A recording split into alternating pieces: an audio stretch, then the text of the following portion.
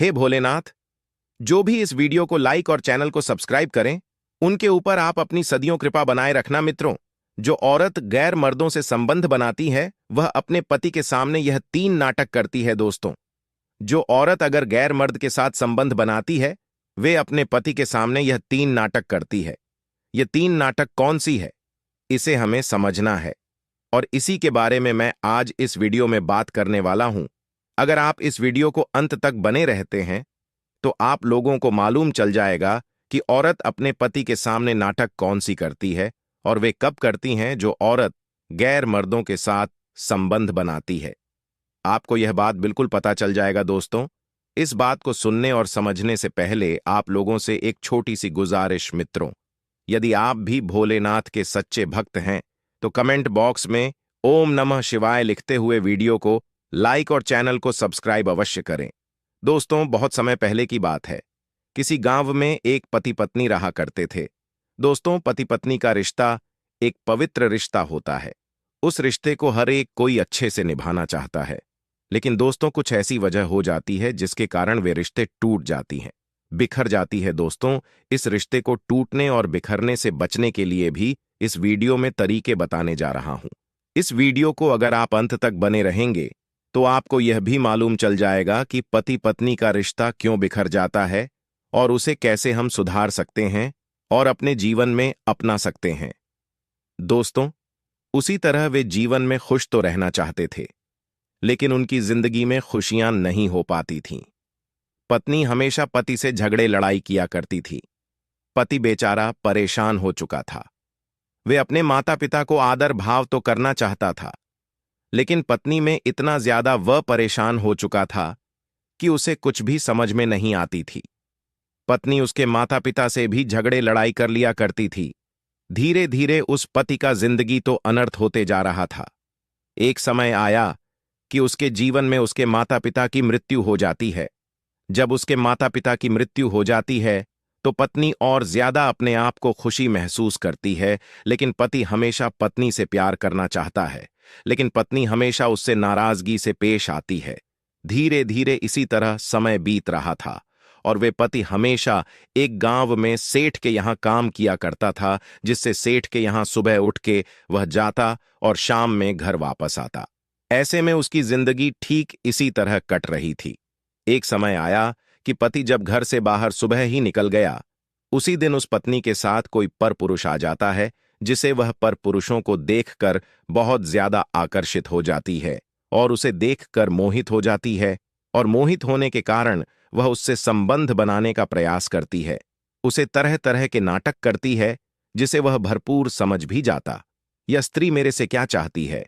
वह संबंध बनाने का प्रयास तो करता, लेकिन उसी समय उसका पति आ जाता। जब उस समय उसका पति आता तो वह स्त्री अब उसे कहाँ छुपाती, उसे एक कोने में छुपा देती है और उसके ऊपर से एक कपड़े रख देती है, जिसके कारण वह दिखाई ना दे, और अपने पति के पास वह दौड़ती हुई दरवाजे के पास जाकर उससे लिपट जाती है। जब पति यह देखता है कि हमारी पत्नी आज मेरे से लिपट गई, पति बहुत ज्यादा खुश होता है और वह सोचने लगता है कि आज मेरी पत्नी को आखिर क्या हुआ कि मेरी पत्नी हमेशा मेरे से नाराज रहा करती थी, लेकिन आज मेरे को पकड़ के लिपट गई। लेकिन वह पति कहने लगा कि री, आखिर तुम्हें क्या हुआ? तुम्हें कोई डर लग रहा है? क्या हमारे घर में चोर आया है? तभी वह कहने लगी कि नहीं, हमारे घर में चोर नहीं आया है, बल्कि महाचोर आया है। चलिए आप देखिए, वे चोर कोने में जाकर बैठ गया है। वे तो मेरे को मृत्यु कर देता, लेकिन अगर आप समय पर नहीं आते तो मेरे साथ क्या ना हो जाता। और वह स्त्री अब समझ चुकी थी कि एक ही मेरा घर है और उसी घर में मेरा पति खाने के लिए जाएंगे। अगर मैं चोर के बारे में नहीं बताती हूं तो पति मेरे ऊपर शक करेंगे। अगर ऐसा मैं कर देती हूं तो मेरे ऊपर से सब खत्म हो जाएगा। अब उस चोर को लगा कि यह पत्नी तो बहुत ज्यादा दुष्ट है। अब इसके बारे में इसके पति से मैं पूरी राज ही खोल देता हूं। लेकिन वह जैसे कुछ बोलता, पति उसके सामने गया और कहने लगा कि चोर से चोर भाई, तुम आज मेरे लिए बहुत ज्यादा खास हो। तुम मेरे खास मेहमान की तरह हो और अब छुप बंद करो, मेरे सामने आओ। और वे चोर को बाहर निकालता है। निकालने के बाद उसका धन्यवाद करता है और कहता है कि चोर भाई, तुम मेरी जिंदगी में इसलिए आज खास बन गए हो क्योंकि मेरी शादी का परसों का समय बीत चुका है। आज भी मेरी पत्नी मेरे से नाराज रहा करती है, लेकिन तुम्हारी वजह से मेरी पत्नी आज मेरे से प्रेम करने लगी और हमारी जिंदगी में बच्चे भी नहीं हैं, संतान भी नहीं है। मैं अपनी पत्नी से तो चाहता, मैं प्रेम करता, लेकिन मेरी पत्नी मेरे से हमेशा दूरी बनाए रखने का प्रयास करती। लेकिन आपकी वजह से आज हम दोनों में मिलन हो गया। हे चोर भाई, मैं आपसे एक आग्रह करता हूं कि आप मेरे घर में आना, जो आपको सामग्री चाहिए वह चोरी करके जाना, लेकिन मेरी पत्नी को हत्या मत करना। और आपको ऐसा करने से मैं और मेरी पत्नी कोई भी नहीं रोकेगा, लेकिन जरूर आना, क्योंकि अगर आप ऐसा आते रहोगे मेरी पत्नी आपको देख के डा और मेरे पास लिपट जाएगी। हम दोनों में प्यार मोहब्बत इसी तरह बरकरार रहेगी और हमारा जीवन फिर से खुशियों से भर जाएगा। चोर ने जब यह बात सुना कि पति इस तरह बात कर रहा है, वे कहने लगा कि भाई, मैं आपसे वादा करता हूं कि मैं आपके घर में हमेशा आऊंगा, लेकिन आपके घर में कोई भी सामान का चोरी नहीं करूंगा। लेकिन आपके वादे के अनुसार मैं हमेशा आता जाता रहूंगा और आप बेफिक्र रह के आप सेठ के यहां काम करिए। चोर यह वचन देकर चला जाता है और पत्नी उस दिन तो बहुत ज्यादा खुश थी, लेकिन जैसे पति फिर सुबह चला जाता है, अब तो वह और ज्यादा खुश थी, क्योंकि उसे मालूम था कि मेरे पति तो अब तो चोर को कह चुका है कि तू हमेशा आएगा और चोरी करेगा। अब तो वो मेरे साथ आएगा, संबंध बनाएगा, मेरी भी जिंदगी बरकरार रहेगी। अब तो मेरे ऊपर कोई भी शक नहीं करेगा, अब हमें डरने की जरूरत नहीं है। अब वह चोर की तरह आता, गैर पुरुष उसके साथ संबंध बनाता, धीरे धीरे उसी तरह वह करता रहता और सेठ के यहां वह काम करके आता।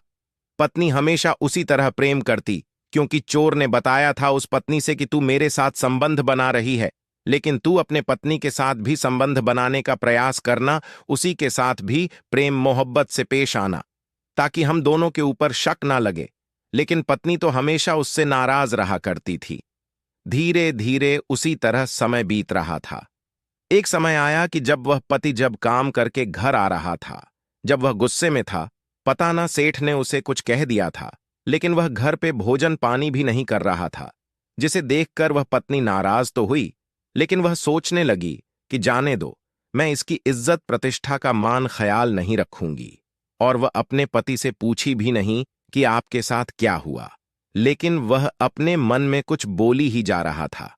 पत्नी से जब यह नहीं रहा गया तो पत्नी उसके पास गई और चुपचाप जाकर बैठ गई और उसकी बात को सुनने लगी, और वे सेठ के बारे में पता ना क्या क्या बोले जा रहा था।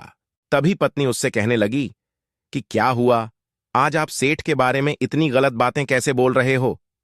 तभी वह कहने लगा कि क्या बताएं, सेठ ने आज मेरे साथ अनर्थ कर दिया।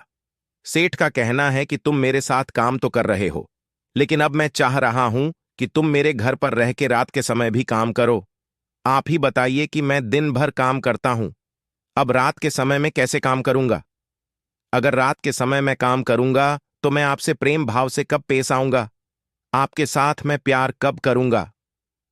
तभी पत्नी कहने लगी कि सुनो जी सेठ, जो बातें कह रहा है वह तो हमारे लिए ही कह रहा है, क्योंकि वह जानता है कि यह लोग गरीब हैं।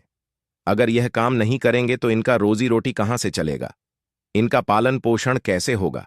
सेठ तो हमारे फायदे के लिए ही आपको काम करने को कह रहा है, लेकिन आप सेठ के बातों से बहुत ज्यादा नाराज हो चुके हो। लेकिन मेरे अगर सुनो तो मैं तो कहना चाहती हूं कि आप रात के समय भी सेठ के यहां काम करो, ताकि दुगुनी पैसे मिले और हमारी जिंदगी और ज्यादा अच्छे से व्यतीत हो। पत्नी को बात सुनकर वह पति मान गया और कहने लगा कि मैं तुम्हारे मुंह से बस इतनी ही बात सुन लिया, बस बहुत है।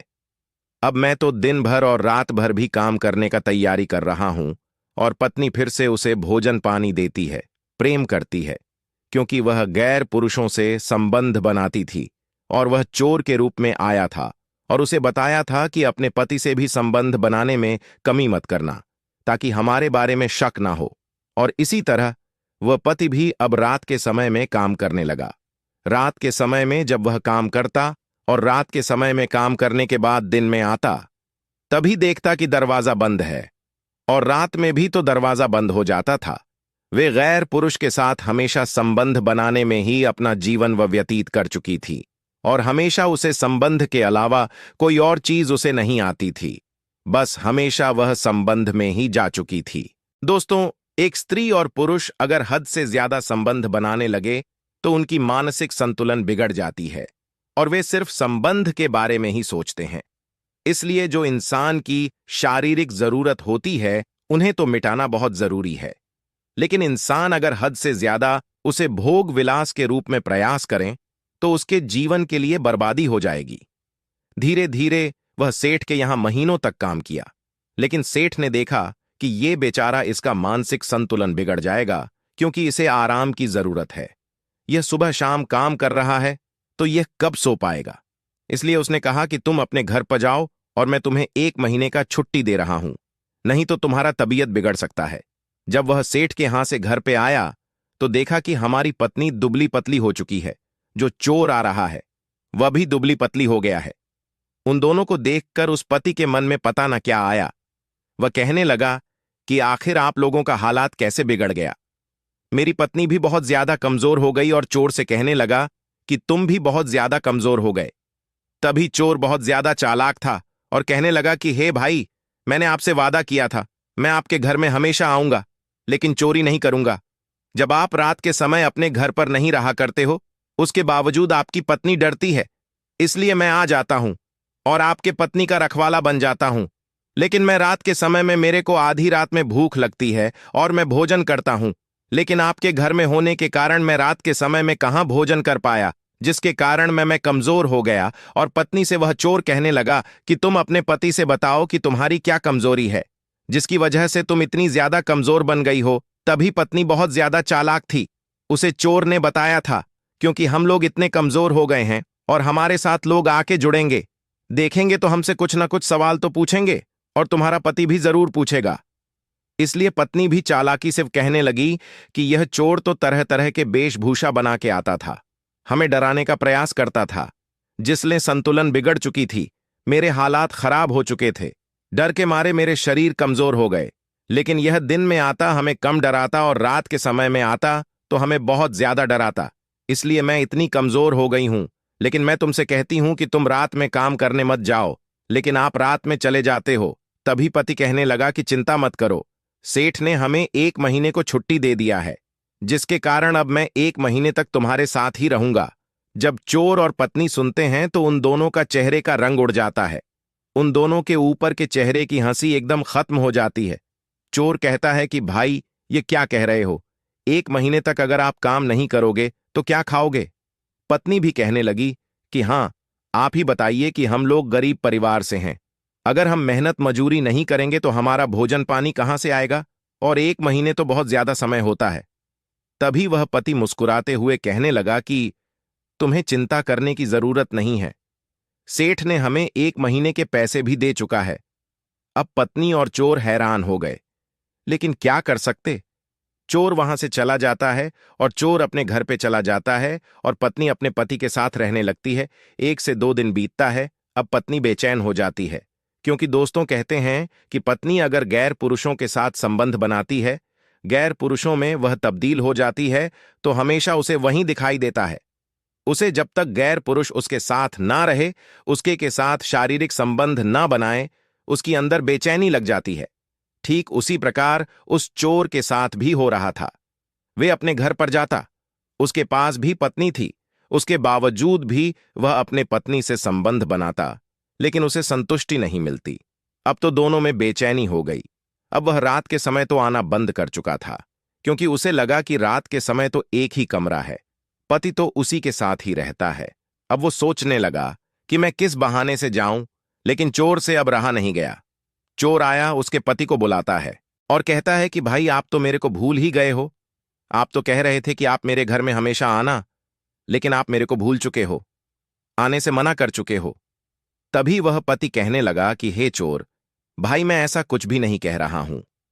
अपनी पत्नी से भी यह कहा था कि चोर भाई आजकल हमारे घर पे नहीं आ रहे हैं, लेकिन पत्नी भी कह रही थी पता ना क्यों नहीं आ रहे हैं, लेकिन आप हमेशा दिन में आया करो, और जब आप आया करते हो तो हमारी पत्नी हमसे और ज्यादा प्रेम करती है, और हम दोनों में प्रेम इतनी ज्यादा होती है कि हम लोग अच्छे से अपना जीवन व्यतीत करते हैं। लेकिन अगर आप नहीं आते हो, उसके बावजूद भी मेरी पत्नी उतना ही प्रेम करती है, लेकिन मैं देख रहा हूं कि 2 दिनों से मेरी पत्नी उतनी ज्यादा मेरे से प्रेम नहीं कर रही है। चोर कहने लगा कि भाई, मैं हमेशा आपके घर पे आऊंगा, लेकिन दिन में ही आऊंगा, रात में नहीं आऊंगा। चोर की बात सुनकर पति कहने लगा कि भाई ठीक है, आप दिन में ही आना। और वह चोर दिन में आता, लेकिन मौके का तलाश करता। पत्नी भी मौके की तलाश करती, लेकिन वह बेचारा घर से बाहर कहीं नहीं जाता, जिसके कारण उन दोनों की दुर्दशा बन चुकी थी। एक दिन चोर ने सोचा कि यह पति को मैं कैसे भी करके यहां से बाहर निकलने का प्रयास करूंगा। और वह कहने लगा कि भाई, मैंने सुना है कि सेठ जिसके यहां तुम काम करते हो, वे सेठ बहुत सारे गरीबों को पैसे फ्री में दे रहा है जो उसके यहां काम करते हैं। क्या आपको सेठ ने नहीं दिया? तभी पति कहने लगा कि छोर भाई, मेरे को तो ऐसा संदेश नहीं मिला है। अगर यह बात सही हुई तो मैं जा आ रहा हूं, सेठ के यहां पैसे लेकर आ रहा हूं। तब तक आप मेरे पत्नी का ख्याल रखना। दोस्तों, चूर तो उस बहाने से भेजा था कि अगर यह पुरुष जब घर से बाहर निकल जाएगा तो हम इसके पत्नी के साथ संबंध बनाऊंगा। और वे इसी मौके का तलाश करता था। और वे पति जब सेठ के यहां चला जाता है तो वह पत्नी के साथ जाक लिपट जाता।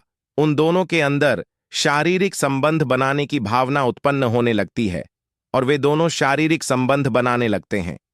जब वो शारीरिक संबंध बना के जब वो घर से बाहर निकल रहा था, पत्नी बहुत ज्यादा रो रही थी और कह रही थी उस शोर से कि तुम मेरे को त्याग चुके हो। मैं तो तुम्हारे साथ कहीं अलग रहना चाहती हूं। मैं तो इसके साथ 1 महीने का समय कैसे बिता पाऊंगी? तभी वह चोर कहने लगा कि लेकिन तुम मेरे साथ जाओगी तो कहां रह पाओगी? मेरी भी एक पत्नी है और मैं पैसे वगैरह भी नहीं कमाता हूं। तुम यहीं पे हो, ठीक हो, लेकिन मैं तो आ रहा हूं। कम से कम तुम्हारी जरूरत पूरी तो कर रहा हूं। तभी वह पत्नी कहने लगी कि लेकिन हम तो यही चाहते कि रात में भी आप मेरे साथ भी संबंध बनाने का प्रयास करें। लेकिन चोर कहने लगा कि नहीं, ऐसा हम नहीं कर सकते। 1 महीने के लिए कम से कम इस समय तो हमें काटना ही पड़ेगा। और चोर इतना कह के चला जाता है। जब पति सेठ के यहां से घर वापस आता है तो अपनी पत्नी से कहता है कि चोर भाई कहां है? तभी वह कहती है कि चले गए हैं। वे कहते थे कि मैं आपके पति का बहुत बड़ा ख्याल रखने का प्रयास कर रहा हूं, क्योंकि आप लोग बहुत अच्छे इंसान हो। क्या हुआ? तभी वह कहने लगा कि लेकिन चोर भाई के अनुसार जो बातें उन्होंने बताया है वे बातें गलत थीं। तभी वह कहने लगी कि हो सकता है कि वह गैर पुरुषों से सुने होंगे। और जब सुबह होते ही चोर आता है तो पति पूछता है कि चोर भाई, आपने तो मेरे को सेठ के यहां भेजे थे, लेकिन वहां सेठ तो किसी को पैसे नहीं दे रहा था। तभी वह पति से कहता है कि भाई मुझे माफ कर दो, मैं एक पुरुष के चक्कर में पड़ के आपके पास आ गया। एक पुरुष कहते जा रहा था कि सेठ गरीब लोगों को पैसे फ्री में दे रहा है। मुझे लगा कि आप भी उसके यहां काम करते हो, आपको जाना चाहिए, आपको मालूम नहीं है, इसलिए मैंने बताने आ गया, मुझे माफ कर दो। तभी पति कहने लगा कि भाई, इसमें माफी मांगने की जरूरत नहीं है। आप तो मेरा बहुत अच्छे से ख्याल रखते हो। आप मेरे पत्नी को भी ख्याल रखते हो, मेरे घर का भी ख्याल रखते हो। आप ऐसे हमारे घर पे आना और हमेशा हमारे अंदर खुशियां की भावना उत्पन्न होती रहेगी। और उसी तरह महीने का समाप्ति होने वाली थी, लेकिन अब वह स्त्री से रहा नहीं जाता। वे तो बहुत ज्यादा उस पुरुष के साथ ही रहना पसंद करती थीं। अब वह पुरुष जो चोर के रूप में था, वह भी बेचैन हो चुका था, क्योंकि उसकी पत्नी अपने नहर जा चुकी थी, जिसके लिए वह अपने पत्नी के साथ भी वह शारीरिक संबंध नहीं बनाता, जिसके कारण वह बेचैन हो गया था। अब उसने एक तरकीब सोची और सोचने के बाद उस स्त्री के पास आया और आने के बाद उसके पति से कहा कि भाई, मैं सोच रहा हूं कि आप एक अमीर सेठ के यहां काम करने से आपकी जिंदगी अच्छे से व्यतीत नहीं होगी। आप अमीर सेठ के यहां तो काम करते करते थक जाओगे, लेकिन हमारे गांव में एक बुजुर्ग व्यक्ति रहा करते हैं। उनके बेटे प्रदेश में रहते हैं और वे खेती बाड़ी संभालते हैं। आप उन्हीं के पास जाओ, आप उन्हीं से कहो कि मेरे को भी खेती संभालने का मौका दो और मैं आपका पूरी खेती संभालूं, और उसमें से जो अन्न पानी प्राप्त होगा आप उसे लेकर अपना जीवन व्यतीत करना। तभी वह पति चोर की बात सुनकर संतुष्ट हो जाता है और कहता है कि चोर भाई, आप तो बहुत अच्छी बातें कर रहे हो, मैं यही सोच रहा हूं। वे उस बुजुर्ग व्यक्ति के पास चला जाता है। जब वो बुजुर्ग व्यक्ति के पास जाता है तभी चोर कहने लगा कि उस स्त्री से कि हे स्त्री, मैं तुम्हारे लिए यह 3 बातें लेकर आया हूं। अगर यह 3 बातें तुम अपनी पत्नी के ऊपर अपनाओगे, हो सकता है तुम्हारे पति तुमसे दूरी बनाने का प्रयास करें और हमारी संबंध इसी तरह जारी रहे। और वह कहने लगा कि जब भी तुम्हारा पति बहुत ज्यादा नाराज हो और वे बहुत ज्यादा दुख और तकलीफ में हो, तो उसकी इज्जत प्रतिष्ठा का तुम ख्याल मत रखना, उसे गाली देना, उसकी इज्जत मत करना। और वे दूसरी बात बताना जारी रखा और कहने लगा कि तुम्हारे पति बहुत ज्यादा नाराज हो, उसकी नाराजगी इस कदर हो कि तुमसे ही वह मानता है, तो उसे मनाने का प्रयास मत करना। और वे तीसरी बात यह भी बताना जारी रखा और कहने लगा कि तुम बार बार गैर पुरुषों के साथ उसका तुलना करना और यह कहना कि गैर पुरुष तुम्हारे जैसे हैं, लेकिन इतने पैसे कमा रहे हैं, इतना धन कमा रहे हैं, परदेश में जाकर काम कर रहे हैं। हमेशा यह तुलना करना। हो सकता है कि अगर यह 3 नाटक तुम करोगे तो तुम्हारे पति भी तुम्हारी जिंदगी से चला जाए और मैं तुम्हारे जिंदगी में आ जाऊं। वह स्त्री बहुत ज्यादा भली भांति इस बात को समझ जाती है और समझने के बाद जब वह पुरुष उस बुजुर्ग व्यक्ति के पास से आता है तो उसे इज्जत कम करती है। पहले तो उसे पकड़ के लिपट जाती थी, लेकिन आज तो लिपटी नहीं और उसे गाली देने लगे। पति ने देखा कि आज मेरी पत्नी का चरित्र इतने कैसे बिगड़ सकता है। वे कहने लगा कि क्या हुआ प्रिय। तभी वह कहने लगी कि क्या हुआ, आप तो एक बुजुर्ग व्यक्ति के पास खेत मांगने गए थे, क्या उन्होंने तुम्हें खेत दिया? तुम्हारी तो कोई भी इज्जत नहीं है, तो गाली ना दूं तो क्या करूं? तभी वह कहने लगा कि प्रिय, अगर वह खेत नहीं दिए हैं तो इसका मतलब मेरे में गलती नहीं है। तभी वह कहने लगी कि सारी गलती तुम में है, जाओ, आज मैं तुमसे बहुत ज्यादा नाराज हूं।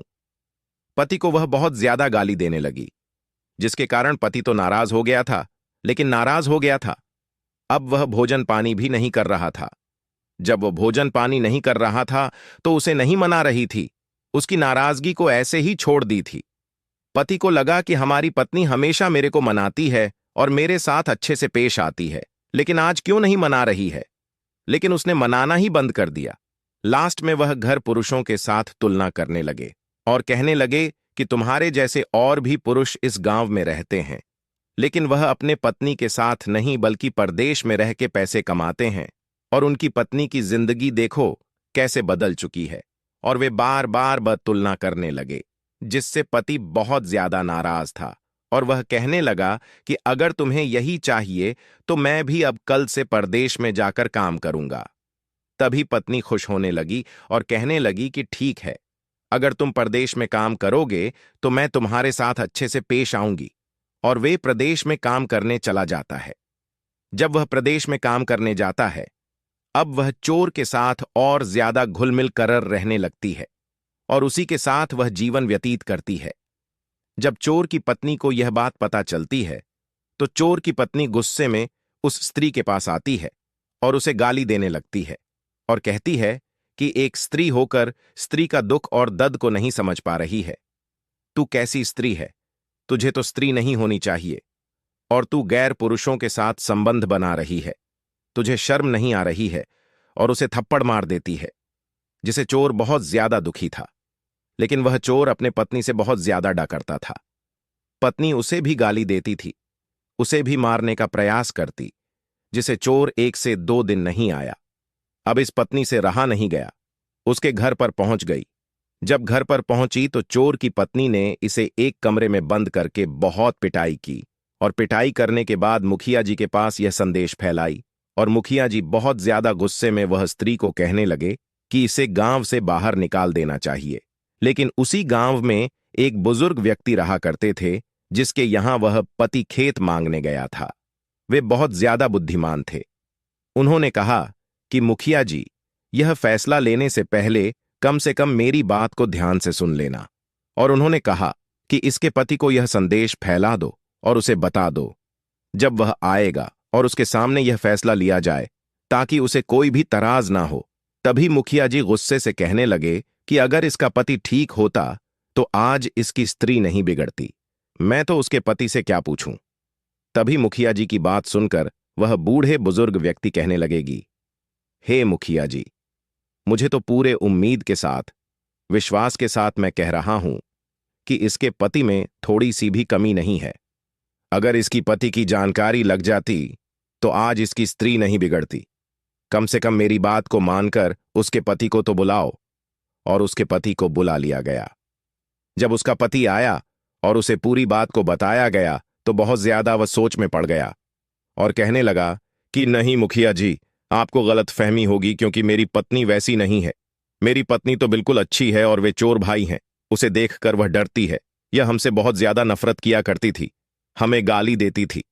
उसके बावजूद एक दिन यह चोर ने हमारे घर में चोरी करने के लिए कोई सामान चोरी कर रहा था, जिसे देखकर यह डर गई और मेरे को पकड़ के लिपट गई, जिससे मैंने चोर को आदेश दिया कि चोर भाई, तुम मेरे घर में हमेशा आना और इसी तरह चोरी करना, ताकि हम दोनों में प्रेम बने रहे, क्योंकि चोर की वजह से यह स्त्री मेरे से प्रेम करने लगी। तभी मुखिया जी कहने लगे कि मूर्ख, तुम नहीं समझ रहे हो, क्योंकि जो भी स्त्रियां गैर पुरुषों के साथ संबंध बना आती हैं, वे अपने पति के सामने यह 3 नाटक करती हैं। जब मुखिया जी यह बात बताए कि जो भी स्त्री गैर पुरुषों के साथ संबंध बनाती है वह अपने पति के साथ ये 3 नाटक करती है, तो उन्होंने कहा कि यह 3 नाटक कौन सी है। तभी मुखिया जी चुप हो गए और कहने लगे कि मैंने भी यह 3 नाटक अपने पिताजी से सुना था, लेकिन मुझे याद नहीं है। तभी वह बुजुर्ग व्यक्ति मुस्कुराने लगे और कहने लगे कि मुखिया जी, लेकिन वह 3 नाटक मुझे याद है और मैं भी अपने पिताजी से सुना, क्योंकि मेरे पिताजी बताते थे कि बेटे, स्त्रियां के चरित्र पर भरोसा नहीं होता है, लेकिन इस संसार में बहुत सारी स्त्रियां अच्छी होती हैं, लेकिन कुछ स्त्रियां ऐसी होती हैं जिनके चरित्र पर हमें कभी भी विश्वास नहीं करना चाहिए, उन्हें हमें परख लेना चाहिए।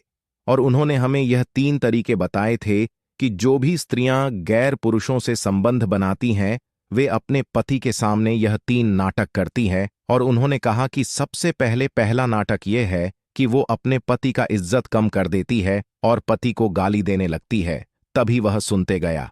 दूसरी नाटक यह है कि उसके पति नाराज हो जाता है, उसके बावजूद भी उसे वह नहीं मनाती है। और तीसरी नाटक यह है कि उन्होंने कहा कि अपने पति को दूसरे पुरुषों के साथ तुलना करती है, और उन्होंने कहा कि उसके बावजूद भी स्त्रियां अपने पति को पकड़कर लिपट जाती हैं जब उसके साथ गैर पुरुष उसके जीवन में होता है। जब यह 3 बात को वह सुनता है तो वह पति बहुत ज्यादा बौखला जाता है और कहता है कि हे मुखिया जी, यह तो बात बिल्कुल सत्य है। मेरी पत्नी मेरी इज्जत तो नहीं करती है और हमेशा मेरे को गाली देती है, लेकिन जिस दिन यह चोर मेरे घर में घुसा था, मेरे स्त्री से संबंध बनाया था, हो सकता है इसीलिए यह स्त्री मेरे को पकड़ के लिपट गई थी। मेरे से यह नाटक करने का प्यार करने लगी और नाटक करने का प्यार मुझे समझ में नहीं आया। मैंने इसके जाल में फंस गया और यह भी कहने लगा कि यह स्त्री जब मैं भूखा रह जाता था तो मेरे साथ बेचैन हो जाती थी, और जब तक मैं भोजन नहीं करता यह भी भोजन नहीं करती थी और मेरे को मनाने का प्रयास करती थी। गांव के तरह तरह के महिलाओं को बुलाकर लाती और कहती कि हमारे पति आज भी भूखे हैं, चलो उसे आप मनाओ। लेकिन सारे लोग मनाते। उसके बाद मैं भोजन करता तब मेरी पत्नी करती, लेकिन मैं भूखा रह रहा हूं, इसे इसका कोई भी फर्क नहीं पड़ता है। और बार बार यह तुलना भी कर रही है कि गांव के बहुत सारे पुरुष बाहर में जाकर पैसे कमा रहे हैं, आप भी जाओ बाहर में जाकर पैसे कमाओ। लेकिन मैं इसका नाटक को नहीं समझ पाया और मैंने बाहर में जाकर काम करने लगा, जिसकी वजह से यह चरित्रहीन स्त्री बिगड़ चुकी है। मुखिया जी यह बात को सुनते रहे और सुनने के बाद उन्होंने कहा कि अब बताओ कि हम लोग जो भी फैसला लिए हैं उस फैसला से तुम संतुष्ट हो या नहीं हो। तभी वह कहने लगा कि मुखिया जी, मैं आपके फैसले से बिल्कुल संतुष्ट हूं। इस दुष्ट स्त्री को इस गांव से निकाला जाए, नहीं तो इसकी मृत्यु कर दिया जाए, और उस चोर के रूप में जो आया था, मेरे स्त्री से संबंध बनाता था, उसे भी इस गांव से निकाला जाए। जब यह बात हो रही थी तभी चोर की पत्नी दौड़ती हुई आती है और कहती है, मुखिया जी मुझे माफ कर दो, मेरे पति ऐसे नहीं थे। मेरे पति ने इसके घर पर कोई काम करने गए, जिसे देखकर यह स्त्री मोहित हो गई और उन्हें ही संबंध बनाने का प्रयास करने लगी, जिससे मेरे पति भी अपने आप को नहीं रोक पाए, और यह स्त्री में ही कमी है। मुझे माफ कर दो, मेरी पति को छोड़ दो। चोर अपनी गलती को एहसास करता है और कहता है कि हे मुखिया जी, कम से कम मेरे को एक बार सुधरने का मौका दिया जाए। मैं वादा करता हूं कि कभी भी यह गलती नहीं कर पाऊंगा। मुखिया जी ये बात को सुनते हैं। बुजुर्ग व्यक्ति मुखिया जी से आग्रह करते हैं कि मुखिया जी इन दोनों को माफ कर दिया जाए और एक बार इन्हें सुधरने का मौका दिया जाए, उसके बाद उन दोनों को छोड़ दिया जाता है। वह स्त्री अपने पुरुष से इस कदर बिखर चुकी थी कि वो कभी भी अपने पति के साथ साथ वह संबंध बनाने का प्रयास ही नहीं करती। प्रेम मोहब्बत से पेश नहीं आती थी, लेकिन पति उसे भी वह प्रेम करना चाहता था, लेकिन अभी भी वह चोर के ही तलाश करती थी। लेकिन पति उसे धीरे धीरे अपने मुट्ठी में करने का प्रयास करने लगा। उसके बावजूद भी वह स्त्रियां उसके साथ वह पेश नहीं आती थी, इसलिए वह धीरे धीरे अब अपने पत्नी से ही प्रेम करने का प्रयास करने लगा। इधर चोर था, अब वह तो उस स्त्री के पास नहीं जाता था, अपनी पत्नी के साथ ही रहता था। चोर की पत्नी बहुत ज्यादा बुद्धिमान थी, वे उसी के साथ ही रहा करती थीं, उसी से प्रेम करती थी। जब वह स्त्री ने देखी कि चोर अब नहीं आ रहा है, अब मेरे पास कुछ भी नहीं बचा है, अगर मैं अपने पति से प्रेम नहीं करती हूं तो मेरे को गांव के सारे लोग निकाल देंगे और मैं बिखर जाऊंगी, और मेरे नहर में भी मेरे माता पिता नहीं हैं, तो मैं किसके पास जाऊंगी। अब उसके पास कोई भी उपाय नहीं बचा था दोस्तों, जिसके कारण वह अब अपने पति से धीरे धीरे प्रेम करने लगी। लेकिन पति बहुत ज्यादा चालाक और होशियार था। वे बार बार सेठ के यहां काम तो करने जाता, लेकिन कभी दिन में ही वे एक बार आ जाता और वे कमरे के तलाशी लेने लगता। उसे लगता कि कहीं ये घर पुरुषों के साथ संबंध बनाती है, तो इसकी चाल रहन उसी तरह हो। लेकिन वह स्त्री बदलने का प्रयास कर रही थी। धीरे धीरे परीक्षण लेने के बाद पति को विश्वास हो चुका था कि स्त्री बिल्कुल सुधर चुकी है। दोस्तों, वह बिगड़ी हुई स्त्री भी सुधर गई है। ठीक उसी प्रकार अगर आपकी पत्नी भी आपके सामने ये 3 नाटक करती है, तो समझ जाना कि कोई ना कोई वह ऐसे काम कर रही है जो आपको धोखा दे रही है। आपको उस धोखे से बचने के लिए आपको स्त्री को परख लेना चाहिए, उसे जान पहचान कर लेनी चाहिए, और कम से कम अगर आप यह काम कर लेते हो तो आपको विश्वास हो जाएगा। दोस्तों, मैं पूरे स्त्रियों के बारे में यह बातें नहीं कह रहा हूं कि पूरे स्त्रियों में अगर यह 3 नाटक होती है तो स्त्रियां गैर मर्दों से संबंध बनाती है। यह कहना बिल्कुल गलत है और ऐसा नहीं है, लेकिन चंद स्त्रियां, कुछ स्त्रियों में अगर यह लक्षण होती है तो हमें समझ जाना चाहिए कि वह हमसे कुछ ना कुछ छल कर रही है, और उनका छल करने से हमें बचना चाहिए और उन्हें जांच कर लेनी चाहिए। दोस्तों, उम्मीद करता हूं कि आप लोगों को यह बातें बिल्कुल पसंद आई होगी। अगर आप लोगों को यह बातें पसंद आई होगी तो कमेंट करके जरूर बताना, और चैनल पे नए हो तो चैनल के सब्सक्राइब करना। दोस्तों, जाते जाते मैं आप लोगों से यह अनुरोध करता हूं कि आप लोग अपने पत्नी के साथ हमेशा सुख शांति से रहे। दोस्तों, पत्नी से भी यही अनुरोध है कि पत्नी भी अपने पति के साथ ही अच्छे से रहे और उसी के साथ प्रेम भाव से रहे, क्योंकि जो भी स्त्रियां घर पुरुषों के साथ वह संबंध बनाती है, एक ना एक दिन वह धोखा खा जाती है, उसकी मानसिक संतुलन बिगड़ जाता है, उसके अंदर हमेशा डर बैठता है और हमेशा वे डर के मारे ही कुछ ना कुछ काम को गलत ही कर जाती है। उसके जीवन में आघात दुख आते हैं, उसके जीवन में ऐसी दुख पीड़ा होती है, वह बुढ़ापे में इस कदर उसके दुख बीड़े उसके ऊपर हावी हो जाती है कि कोई सहारा नहीं बनता है। ठीक उसी प्रकार जो पुरुष गैर स्त्रियों के साथ संबंध बनाते हैं, उनके भी बुढ़ापे में बहुत ज्यादा दुर्दशा होती है। तो मित्रों, आज की वीडियो में बस इतना ही, फिर मिलते एक नई वीडियो के साथ। तब तक के लिए आप सभी को धन्यवाद। जय श्री कृष्णा, राधे राधे।